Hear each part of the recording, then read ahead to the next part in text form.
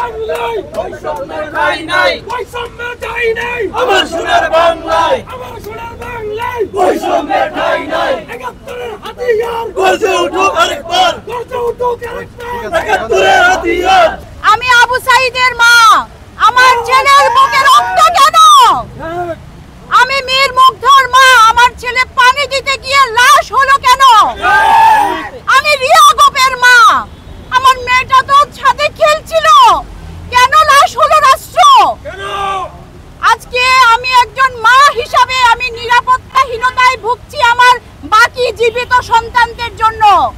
আমাদের সন্তানরা পাগলের মতো রাস্তায় তাদের দাবি আদায় করার জন্য ঘুরছে, তাদের ভাইদের রক্তের বিচার চাইছে এবং আমাদের সন্তানদের কোনো নিরাপত্তা নেই।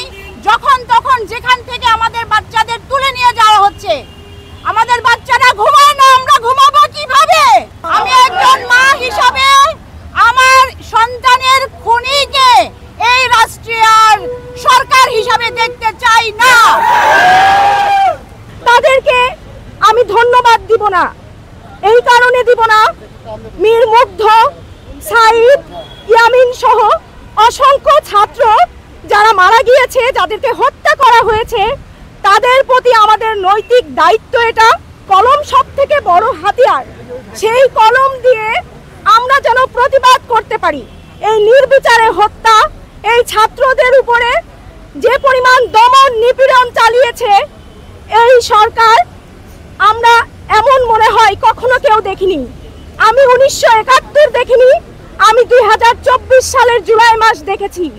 আমি এই ছাত্র হত্যার, সাধারণ মানুষকে নিপীড়ন করার তীব্র প্রতিবাদ জানাই।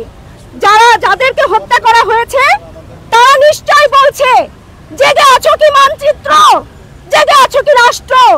আমরা কি জেগে আছি? এখন আমাদের দায়িত্ব জেগে ওঠার, এখন আমাদের দায়িত্ব প্রতিবাদ করার। যে যেখানে আছি সেইখান থেকে আমাদেরকে সংহতি প্রকাশ করার। যখন রাষ্ট্র ক্রাইসিসে পড়ে তখন কবিতা হয়ে ওঠে রাষ্ট্রভাষা।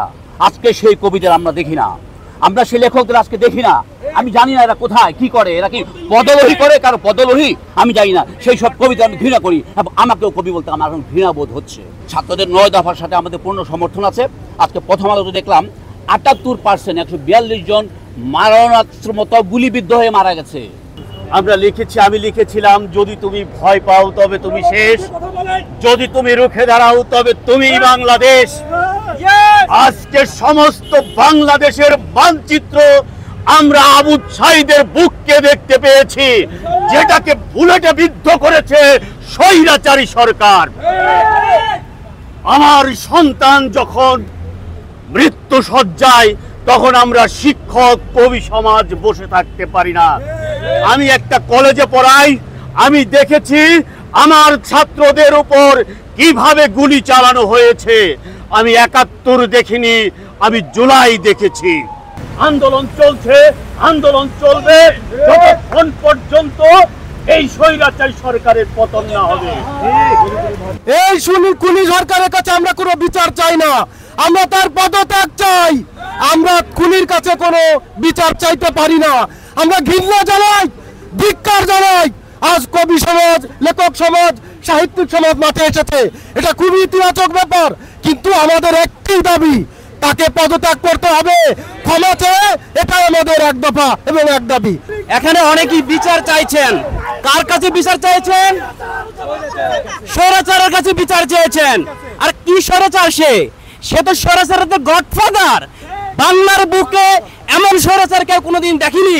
আমরা চুপ থাকার কারণে আজকে এমন একটা সরকার, এমন একটা দানব সরকার পয়দা করেছি, যে দানব সরকার আমাদের শিশুদের, আমাদের কিশোরদের, আমাদের ছাত্রদের, জনতাদের নির্বিচারে গুলি করে হত্যা করতেছে। জনগণ আজকে রুখে দাঁড়াতে হবে। আমাদের কবি সাহিত্যিক সমাজকে চাটুকারিতা বাদ দিয়ে তাদেরকে সত্য কথা বলতে হবে। কোন দল নয়, এই রাষ্ট্রকে সংস্কার করতে হবে।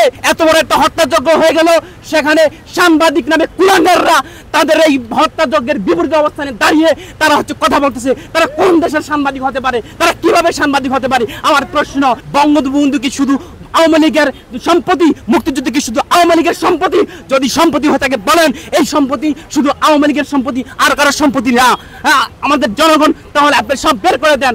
অবিলম্বে অবিলম্বে সরকার এই বিবেচনা করে, নাগরিকদের দুর্দশা বিবেচনা করে সে তার ক্ষমতা থেকে সরে দাঁড়াবে। এবং এই যে অতিমাত্রায় বল প্রয়োগ এবং এই যে পুলিশদের, আর্মিকে, বিজিবিকে এত সাহস তারা করে তুললো যে নাগরিককে যেখান থেকে সেখানে নিরস্ত্র নাগরিককে ধরে নিয়ে যাচ্ছে, আমরা এর বিচার চাই। এবং সকল যে 9 দফা ছাত্র শিক্ষার্থীরা দাবি জানিয়েছে সেই 9 দফার প্রতি আমরা সমর্থন জানাই।